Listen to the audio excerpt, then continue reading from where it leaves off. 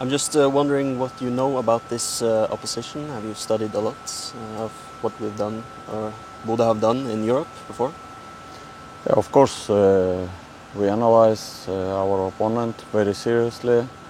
We watch few games there, and I think we know enough about our opponent, how they play, who will play, about formation, about players. So, of course, we prepared for tomorrow match. I think it was really good preparation, but we will see how it will be, how it will help us. What about the artificial pitch? I overheard some of you say that it's quite normal, but do you play on artificial pitch all the time? Or? Yeah, usually in our championship also we start our matches in artificial grass, and somewhere is better quality, somewhere is no good. Also our previous match against Larne we played in artificial grass, and this quality of the grass is much better, so I think it will not disturb us to show our best. And I also have a question. Obviously you've seen Bodø/Glimt, you've seen maybe the player Albert Grønbæk that was sold to Rennes just now. Do you think it's good for you that he was sold from Bodø/Glimt? You know, more we think about our game, how we will play, about our players. It's more a problem of the Bodø/Glimt or not problem. We didn't think about our opponent, how about the players. So we think about structure, about team, and we see that they really have this structure very good. So this is not the team where only players decide result. This is very good team, how they play between the players, between lines, this everything. So of course it's good, very good player, and of course we knew that he is not on the team, he will not play against us. That's why we we're thinking about other players who will play, who will be on his position, and prepared for that more. So it doesn't scare you to meet a team that's beaten Roma and Celtic out in Europe before? Scared. If we cannot be scared, we also are experienced team. We have quality players. We also have experience to play in Europe, and I don't think that somebody can show us something where we will be scared. Of course, we respect every opponent, and we know how strong is Bodø in local championship and in Europe. Very good results last years. We understand that they will be team who will play with the ball a lot. We need to prepare. We need to show our best. Yeah, and if everything will work how we plan, we have chances. That's pretty much it. Thank you. Thank you. Sveiks, Viktor! Tu vari pastāstīt, kas vairāk satrauc, vai atsevišķu spēlētāju forma, gatavība, kā atjaunoties pēc iepriekšējās nedēļas, vai pretinieks vairāk satrauc to, kādu viņu futbolu var piedāvāt, kādus scenārijus spēlē? Vispār netraucē nekas. Mums ir daži spēlētāji, kuri nevarēs palīdzēt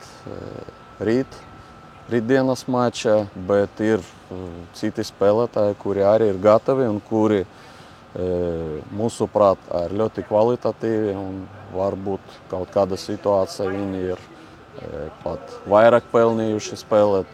Tāpēc tas netraucē.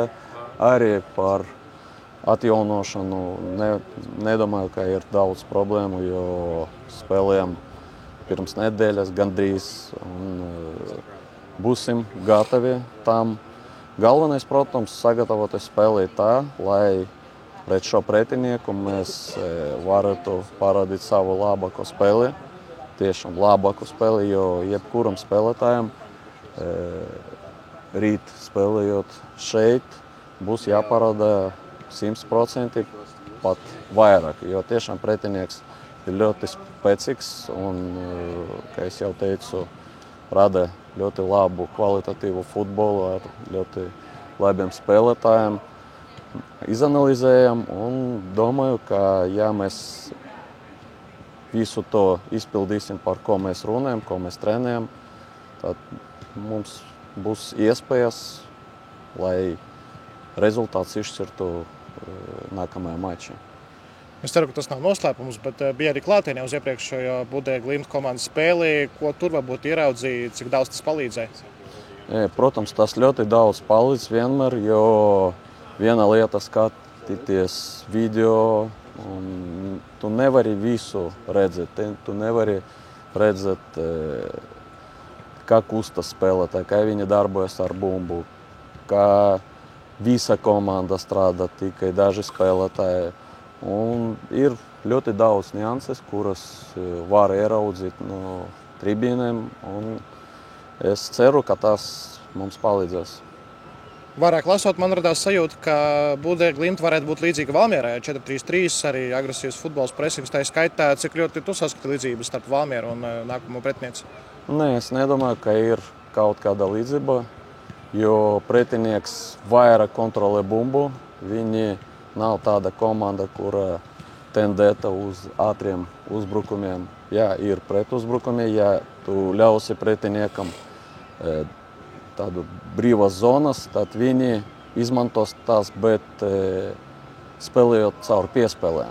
Tātad viņi nav tāda komanda, kura skries ar bumbu un izveidos kaut kādu uzbrukumu individuāli. Tā komanda ir spēcīga tieši kā komanda. Un domāju, ja salīdzināt, tas ir kaut kas līdzīgs gan no Rīga, piemēram, ar viņu tādu strukturētu futbolu, kur viņiem patīk kontrolēt bumbu, un arī ar līdzīgu izvietojumu. Un arī ir tas ātrums, kas ir Valmierai. Tātad es nevaru teikt, ka kaut kas viens. Tā komanda ir ļoti bīstama gan pozicionāli, gan ātrajos uzbrukumos. Jau prasīja par mākslīgiem segumiem. Kāda ir tava pieeja pārējot no dabīgā uz mākslīgā, no mākslīgā uz cita mākslīgā, vai ir jātrenējas arī, piemēram, Rīgā uz mākslīgā, lai gatavotos? Nē, mēs netrenējamies, jo mēs sapratām, lai adaptētos šādam laukumam, vajag ne tikai viens vai divi treniņi, jo vajag vairāk. Ja tam nebūs laika, tad citi muskuļi sāk strādāt, un otrajā, trešajā dienā, kad tev jāspēlē, viņi nav gatavi. Tad mūsu plāns ir tāds vienmēr, spēlējot arī Latvijā un arī spēlējot pret Lārnē. Mēs netrenējamies daudz uz mākslīgā laukuma, tikai vienu treniņu. Tagad jāsaprast, kā kustas bumba, kāds ir, cik mīgs tas laukums vai otradāk. Tāpēc mēs Rīgā netrenējamies.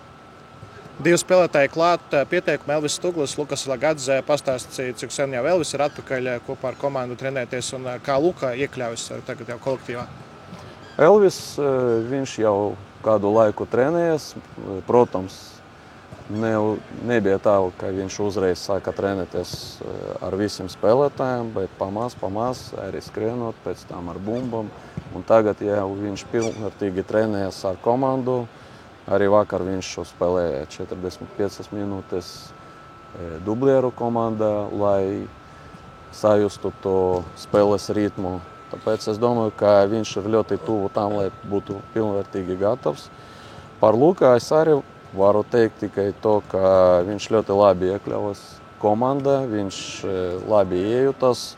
Mēs zinām, uz ko viņš ir spējīgs, gribam, lai viņš adaptētos, pēc iespējas ātrāk saprastu, ko mēs no viņa gribam, un es domāju, ka viņš mums palīdzēs. Sanāca tā, ka komanda bija gaisā, kamēr notika izlozes gan Champions Līgai, gan Eiropas līgai. RFS nepārvar šo kārtu. Vai tas bija pirmais, ko apskatījies, kad komanda piezemējās? Nē, es tā nedomāju vispār par to. Man pateica, tāda izloze ir tāda. Tagad mēs koncentrējamies tai spēlē, jo ceram un tēmējam uz labu iznākumu. Nebūs tā, ka mēs iziesim laukumā tikai parādīt kaut ko šeit vai saprast, uz ko mēs ir spējīgi šāda fona. Mums ir mērķis, mēs koncentrējamies tam un domājam tagad tikai par šo spēli. Kas būs tālāk, gatavosimies tālāk. Paldies! Paldies!